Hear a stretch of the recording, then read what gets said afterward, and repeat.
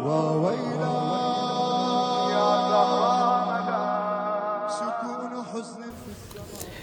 اعوذ باللہ من الشیطان الرجیم، بسم اللہ الرحمن الرحیم وبہ نستعین انہ خیر ناصر و معین۔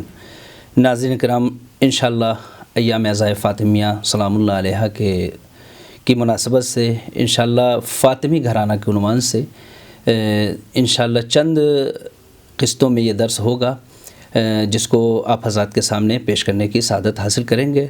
عنوان ہے فاطمی گھرانہ۔ سب سے پہلے ہمیں یہ دیکھنا ہے کہ قرآن مجید میں لفظ گھر یا جو لفظ بیت عربی زبان میں استعمال ہوا ہے وہ کتنی مرتبہ قرآن مجید نے استعمال کیا ہے۔ اگر ہم دیکھیں تو تقریباً 71 مرتبہ قرآن مجید میں لفظ بیت کا استعمال ہوا ہے۔ بیت، بیوت اور جو اس کے مشتقات ہیں ٹوٹل 71 مرتبہ۔ ان 71 مرتبہ میں 12 مرتبہ پروردگار عالم نے خانہ پروردگار کے لیے، خانہ الہی کے لیے یہ لفظ استعمال کیا ہے، اور 2 مرتبہ بیت عتیق کے لیے اور 2 مرتبہ بیت معمور کے لیے۔ ان جگہوں کے علاوہ جتنی مرتبہ بھی پروردگار عالم نے لفظ بیت یا بیوت کو استعمال کیا ہے، جس کا معنی گھر ہے، وہ گھر جس چہار دیواری کے اور چھت کے نیچے کچھ افراد، کچھ اہل خانہ زندگی بسر کرتے ہیں، وہ مراد ہے۔ اس کا مطلب یہ ہے کہ پروردگار عالم کی نگاہ میں اس گھر کی ایک خاص اہمیت ہے جہاں پہ چند افراد زندگی بسر کرتے ہوں، زندگی گزارتے ہوں۔ لیکن اسی مقام پہ پیغمبر اکرم صلی اللہ علیہ وآلہ وسلم کی بھی ایک حدیث ہے جہاں پہ آپ فرماتے ہیں ما بنی بناء فی الاسلام احب الی اللہ من التزویج۔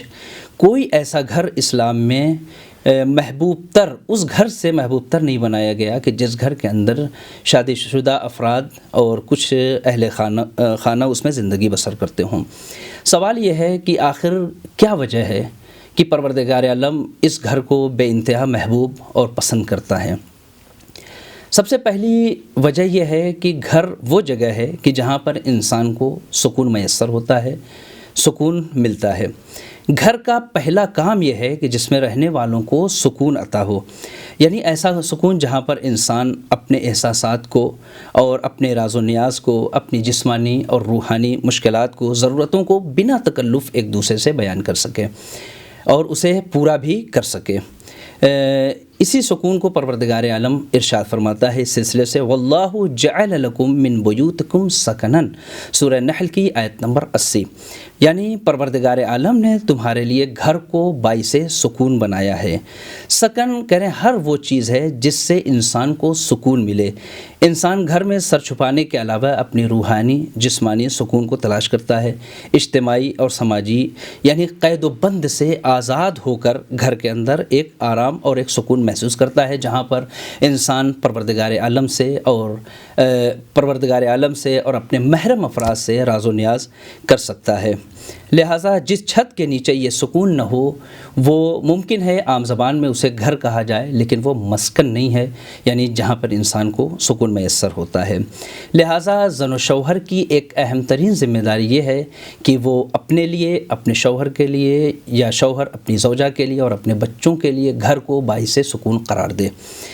پروردگار عالم کا ارشاد ہوتا ہے ومن آیات، یعنی مقصد خلقت میں سے ایک یہ بیان کر رہا ہے پروردگار عالم کہ ومن آیات ہی ان خلق لکم من انفسکم ازواجا لتسکنوا الیہا وجعل بینکم مودۃ ورحمہ ان فی ذلک لآیات لقوم یتفکرون۔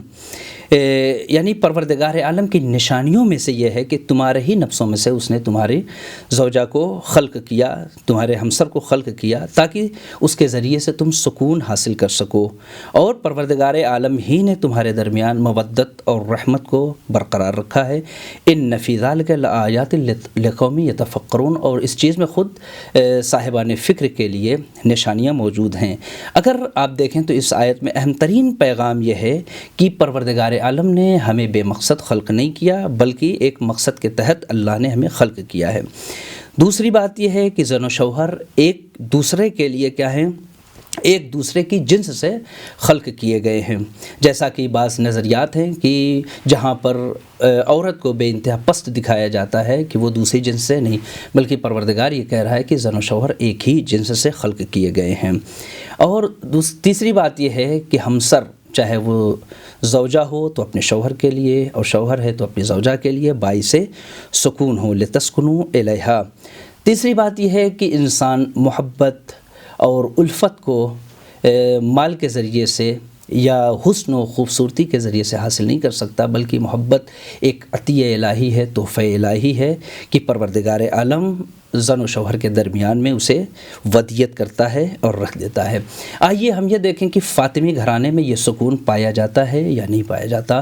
تو شہزادی فاطمہ زہرا سلام اللہ علیہا نے اپنے گھر کو اس طریقے سے منظم اور مرتب کیا تھا کہ خود حسنین کریمین کے لیے اور مولائے کائنات کے لیے باعث سکون تھی، اس طریقے سے کہ جب مولائے کائنات مشکلات میں گرفتار ہوتے تھے، باہر کی صحبتیں برداشت کر کے آتے تھے، تو فرماتے ہیں کہ سیدہ کا چہرہ دیکھتا تھا تو میرا کرب، میری مصیبتیں دور ہو جایا کرتی تھیں۔ خود کلمات ہیں مولا کے، لقد کنت انظر الیہا فتنکشف عنی الہموم والاحزان، جب میں سیدہ کی طرف نگاہ کرتا تھا تو میرا تمام غم اور ہم جتنا بھی ہوتا تھا وہ سب دور ہو جایا کرتا تھا۔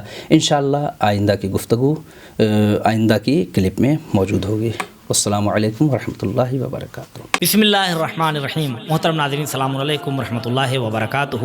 ایام عزائے فاطمیہ کی مناسبت سے بچوں کے لیے حوضہ معصومہ قم کی جانب سے انٹرنیشنل آن لائن دینی کمپٹیشن رکھا گیا ہے، جس میں کامیاب ہونے والے 50 بچوں کو نفیس انعامات سے نوازا جائے گا۔ بچوں کی تشویق کے لیے انعامات میں خاص طور پر 3 ٹیب، 5 اسمارٹ واچ اور 5 اسکول بیگ بھی شامل کیے گئے ہیں۔ آپ سے گزارش ہے کہ ویڈیو کو لائک ضرور کریں تاکہ زیادہ مومنین تک یہ ویڈیوز پہنچیں، اور اسی کے ساتھ ساتھ اگر آپ چینل پر نئے ہیں تو ضرور اس چینل کو سبسکرائب کریں۔ حوضہ معصومہ قم، یہ علمی ادارہ آپ کا